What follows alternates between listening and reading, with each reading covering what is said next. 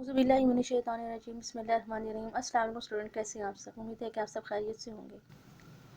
آج ہم علامہ اقبال کے ارشادات کی روشنی میں نظریہ پاکستان کو سمجھنے کی پوری کوشش کریں گے۔ آئیے شروع کرتے ہیں۔ علامہ محمد اقبال یہ محسوس کر رہے تھے کہ ایک نہ ایک دن انگریز کو برصغیر خالی کرنا ہی پڑے گا، اس لیے مسلمانوں کو الگ وطن کے لیے ذہنی طور پر تیار کیا جائے۔ چنانچہ 1930 میں مسلم لیگ کے سالانہ اجلاس الہ آباد میں علامہ اقبال نے اپنے صدارتی خطبے میں مسلمانوں کے لیے علیحدہ وطن کے قیام کا مطالبہ کیا۔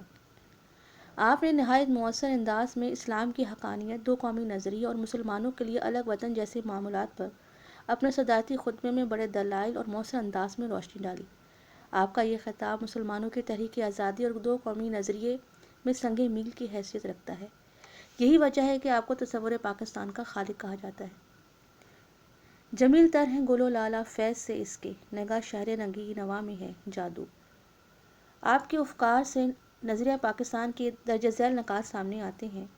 نظریہ قومیت، اسلام ایک زندہ قوت، اسلام مکمل ضابطہ حیات، اسلام وسیلہ ظفر، اسلام میں دین و دنیا کی تفریق نہیں، قرآنی تعلیمات ابدی ہیں، اتحاد عالم اسلامی، اسلامی نظریہ ملت، متحدہ قومیت کی تردید، علیحدہ ریاست کی ضرورت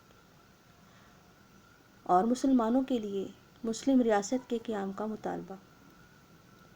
نمبر 1، نظریہ قومیت۔ علامہ اقبال کے ارشادات کی روشنی میں ہم نظریہ قومیت دیکھتے ہیں۔ متحدہ قومیت کے علم بردار یہ نعرہ لگا رہے تھے کہ قومیں اوطان سے بنتی ہیں۔ اس کے مقابلے میں علامہ اقبال نے قوم کے بننے کے لیے نظریات کو بنیاد قرار دیا۔ علامہ اقبال رنگ و نسل، زبان و وطن کی بنیاد پر قائم ہونے والی قوم کو انسانیت کے لیے ستم قاتل خیال کرتے ہیں اور اسے آزادی، مساوات، اخوت قائم کرنے میں سب سے بڑی رکاوٹ سمجھتے ہیں۔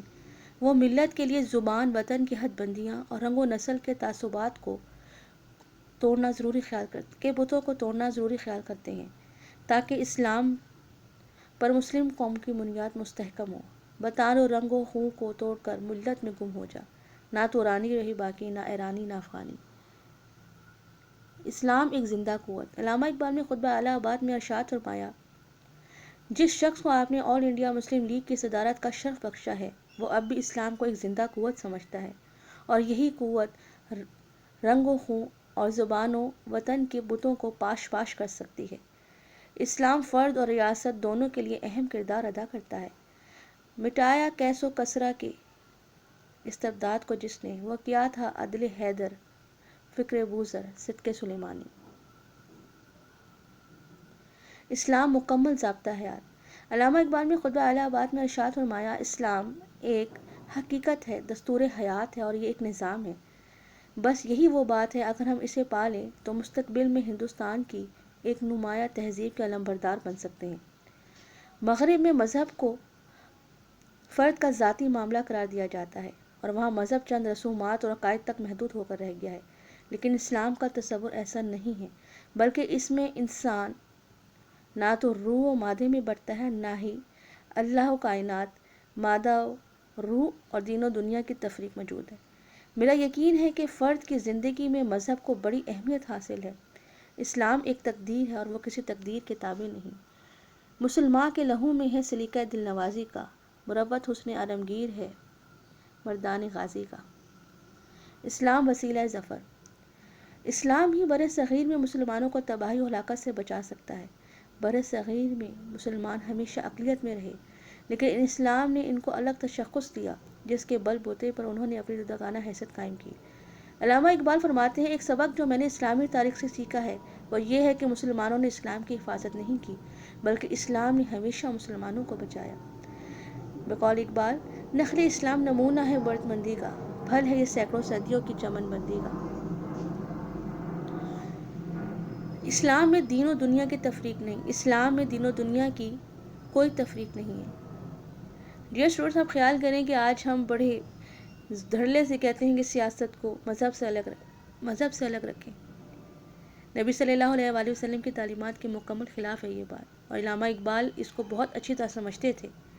علامہ اقبال نے اسی خیال کی پرزور تردید کی کہ مذہب مسلمانوں کا ذاتی معاملہ ہے اور اس کا سیاست سے کوئی تعلق نہیں۔ علامہ اقبال نے دین اسلام سے بیزار سیاست کو ظلم قرار دیا اور یہ اعلان کیا کہ اسلام میں روح و مادہ اور دین و سیاست کی الگ ہونے کا کوئی تصور نہیں. اسے دین کو سیاست سے الگ نہیں کیا جا سکتا. جلال بادشاہی ہو کہ جمہوری تماشا ہو، جدا ہو دین سیاست تو رہ جاتی ہے چنگیزی. قرآنی تعلیمات ابدی ہیں. قرآنی تعلیمات آفاقی اور ابدی ہیں، اس لیے اس تعلیمات کو ماننے والے ہی قیامت تک رہبری اور رہنمائی کا فریضہ سر انجام دے سکتے ہیں. اسلام آفاقی ابدی ہے، اس لیے مسلمانوں کو بھی آفاقی اور ابدی بنا دیا ہے. اس لیے وہ مسلمانوں کو آگے بڑھ کر قوموں کی قیادت کا حکم دیتا ہے. قرآن میں ہو غوطہ زن مرد مسلمان، اللہ کرے تجھ کو جدت کردار. اتحاد عالم اسلامی. علامہ اقبال نے رنگ و نسل، زبان و وطن پر قائم کی گئی قومیت کی ہمیشہ مخالفت کی. ان کے نظریہ وطنیت پر قائم کی گئی قومیت کی عمر اتنی کم اور ناپائیدار ہے کہ اسلام نے ہمیشہ رد کیا ہے. مغرب کے لادین تصورات کے زیر اثر اسلامی ممالک میں بھی قوم پرست تحریکیں جنم لے رہی تھیں. علامہ اقبال نے ان کے مضر اثرات پر روشنی ڈالتے ہوئے مسلمانوں کو حرم مرکز بنانے کی تلقین کی تاکہ دنیا کے اسلامی ممالک میں اسلامی اقدار کو ملت کی بنیاد بنائے. ایک ہو مسلم حرم کے پاسبانی کے لیے، نیل کے ساحل سے لے کر تا بقا کے کاشغر. اسلامی نظریہ ملت. مسلم امت کی بنیاد اسلام پر ہے. علامہ اقبال نے مغربی قومیت کو رد کرتے ہوئے متحدہ ہندوستانی قومیت کی شدید مخالفت کی اور نظریہ اسلام کو مسلم قومیت کی بنیاد قرار دیا. اپنی ملت پر قیاس اقوام مغرب سے نہ کر خاص ترکیب میں قوم رسول ہاشمی. متحدہ قومیت کی تردید. علامہ اقبال نے متحدہ ہندوستانی قومیت کو مسلم قومیت کے خلاف ایک سازش قرار دیا اور مسلمانوں کو مسلم لیگ کے پرچم تلے جمع ہونے کی تلقین کی. آپ نے فرمایا ہندو اور مسلمان دو الگ قومیں ہیں، ان میں کوئی چیز مشترک نہیں، اور وہ گزشتہ 1000 سال سے ہندوستان میں اپنی الگ حیثیت قائم رکھی ہوئی ہیں. آپ کی کوششوں سے پنجاب کے مسلمان ممبران دو قومی نظریے میں مسلم لیگ کے ہم نوا بنے. ماں سوا اللہ کے لیے آگ ہے تکبیر تیری، تو مسلمان ہو تو تقدیر ہے تدبیر تیری.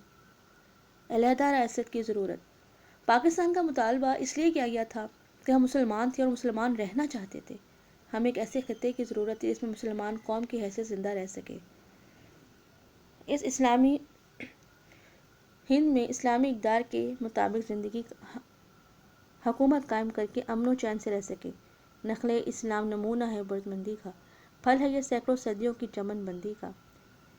مسلم ریاست کے قیام کا مطالبہ. علامہ اقبال نے مغربی وطنیت اور قومیت کے تصورات کا جائزہ لینے کے بعد برصغیر میں مسلمانوں کے لیے علیحدہ تشخص کو اجاگر کیا اور متحدہ قومیت کے تصورات کی نفی کرتے ہوئے مسلم ریاست کے قیام کا سب سے پہلے مسلم لیگ کے پلیٹ فارم سے تصور پیش کیا. آپ نے فرمایا میری خواہش ہے کہ پنجاب، سندھ، سرحد اور بلوچستان کو ایک ہی ریاست بنا دیا جائے، خواہ یہ ریاست سلطنت برطانیہ کے اندر حکومت اختیاری حاصل کرے خواہ اس کے باہر. مجھے تو ایسا نظر آتا ہے کہ انہیں تو شمال مغربی اور ہندوستان کے مسلمانوں کو بالآخر ایک منظم اسلامی ریاست قائم کرنا ہی پڑے گی. یہ ان کا مقدر معلوم ہوتی ہے. علامہ اقبال کی خطبہ الہ آباد کی مسلم تاریخ میں بڑی اہمیت رکھتا ہے. علامہ اقبال نے الہ آباد میں مسلمانوں کے نمائندہ اجتماع میں اسلامی مملکت کا نظریہ پیش کر کے مسلمانوں کو صحیح منزل کا تعین کر دیا. یہ خطبہ علامہ اقبال کے تصور کی بنیاد بنا. اس خطے میں اسلامی مملکت کے ابھرتے ہوئے نقوش واضح ہونے پر ابھر کر سامنے آئے.